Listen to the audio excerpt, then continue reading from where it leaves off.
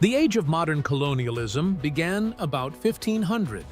From this century, nation-states like Portugal, France, Spain started to build their trade settlements in various parts of the world. In this regard, United Kingdom was far behind. But by the end of this century, more advanced ships were being built, which essentially paved the way for long-distance European colonization. Seeing other nations benefiting from their colonies, United Kingdom sought to catch up and began plans to establish its own colonies abroad to expand its territory. UK aimed to colonize new regions and build new communities based on their own society and culture. These colonies were intended to supply UK with valuable resources such as minerals, tea, and tobacco, which could then be sold to other nations. Additionally, these colonies would provide profit-making opportunities for wealthy Englishmen and new living space and jobs for UK's poor and unemployed people. United Kingdom's first colonies were established in North America, then known as the New World. However, the process of establishing a colony was challenging. In 1585, world-famous explorer Sir Walter Raleigh attempted to establish a settlement in Roanoke, Virginia, but his effort failed.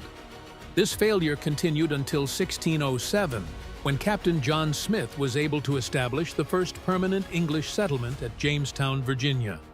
But the English were not alone in their endeavors, as some other European nations had already established colonies in the region. Then, over time, UK's territory continued to expand, often taking control of colonies from other European powers through conflict. Meanwhile, in 1707, UK united with Scotland to form the Kingdom of Great Britain. By the mid-17th century, Britain successfully gained control of all the major colonies in North America and the West Indies. The climate and land in the West Indies were well suited for cultivating luxury crops such as sugar, coffee, tobacco, and cotton. This led the British to establish plenty of farms to grow crops and obtain processed goods. Here, they used the natives as laborers with their controlled rulers, taking most of the goods for themselves and leaving the natives with very little. Meanwhile, in India, the East India Company, established in the 16th century, became so powerful by then that through it, Britain became the controller of India's trade system, alongside influencing the policies of the local kings. On the other side, starting in 1770, tensions escalated in North America as the colonists grew resentful of British control. They refused to relinquish their wealth and demanded independence. Then, in 1775, 13 of the colonies united and declared war for independence against Britain. Seeing the opportunity, countries like Spain, France, Netherlands, which had lost their colonies to the British, began to help the Americans in various ways to take revenge. Then, finally, after a lengthy 8-year war, those colonies achieved their independence in 1783, which made the fall of the First British Empire. After losing a significant portion of its North American territories following America's independence, Britain began to recognize the need to establish new colonies for its financial benefit. This led to the colonization of the Oceania region, starting with Southeast Australia in 1786, which marked the rise of the Second British Empire.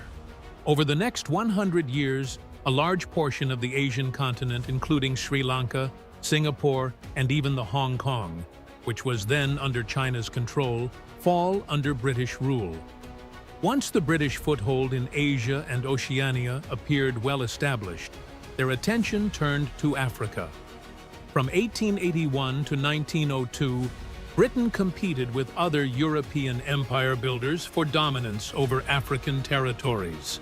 Eventually, over the years, a large portion of the African continent, including Egypt, Kenya, Nigeria, and substantial areas of South Africa, came under British control, making the British Empire the largest and most powerful empire the world had ever seen. But the power and wealth that Britain acquired through its empire didn't come for free. Rather sadly, the price was paid by the indigenous peoples. who had been living for centuries in these so-called new lands of Britain. Here too, the unfair treatments to the natives were going with the British Empire's own course. Looting, violence, and even death penalty for going against. And they didn't just stop there, forced the natives to adopt British society, language, and culture. During World War II, India suffered one of the worst famines in human history, partially due to the British rulers, who diverted vital supplies from the Indian people to support the war effort elsewhere. Millions perished as a consequence. On the other side, indigenous peoples of Africa faced even greater brutality, as like other places, Britain kept taking away valuable resources from Africa for their own benefit. But it wasn't a big crime compared to what they did next. Slavery existed in various forms across different civilizations throughout history. But when European imperialists established their colonies in Africa, they initiated the world's most organized slave operations, known as the Transatlantic slave trade, one of the most feared parts of the British Empire.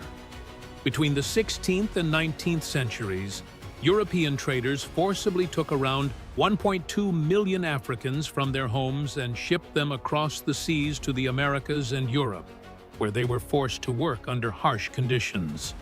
British slave traders are estimated to have traded over 3 million, though the number was somewhat lower by the time they reached their destinations.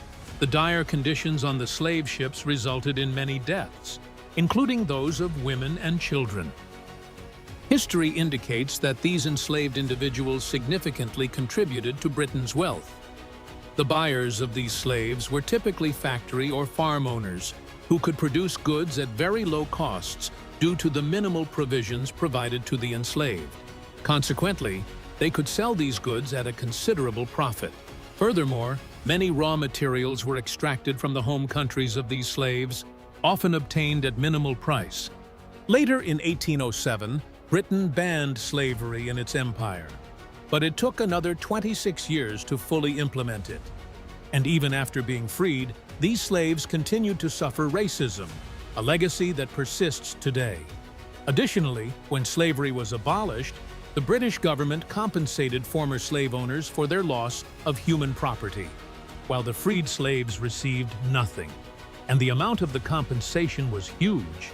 In fact, the British taxpayers paid off the debt incurred for it in 2015. In between, many former slave owners invested their compensation money into business, some of which continue to exist today. This means despite the end of slavery, its legacy lives on. From the beginning of the 20th century, the British Empire gradually collapsed. The result of the First World War sparked a global rise in nationalism, igniting the belief that countries should have the right to be independent and self-governing. As a result, Britain granted independence to Canada, Australia, New Zealand, South Africa, and South Ireland in 1926. Instead, an organization called the Commonwealth was created to keep these countries connected to Britain, aimed at fostering trade and mutual assistance. Since the white population of European descent often outnumbered the indigenous people in these regions, Britain viewed them as capable of self-governance, which would benefit the Britain overall. Conversely, due to their racist ideologies, Britain did not grant independence to other regions despite their demands. After World War II, Britain no longer had the resources or power to sustain its empire overseas. They were even forced to borrow $4.31 billion from America. In 1947, India successfully expelled Britain and gained its independence. Between the 1950s and 1980s, African colonies also fought and achieved their independence. The last significant British colony was Hong Kong, which was returned to China in 1997, marking the end of the Second British Empire. However, there are small parts of the British Empire that still exist today, known as the British Overseas Territories. These are largely self-governing territories separate from the United Kingdom, although the UK retains ultimate responsibility for governance. Notable examples include the British Indian Ocean Territory, Bermuda, Gibraltar, and the Cayman Islands. Additionally, Commonwealth can also be regarded as a part of the British Empire. Currently, there are 50 countries in the Commonwealth. Member countries can choose to leave the organization at any time, and new countries can join if they wish. Today, the Commonwealth focuses on strengthening governance, building inclusive institutions, and protecting justice and human rights.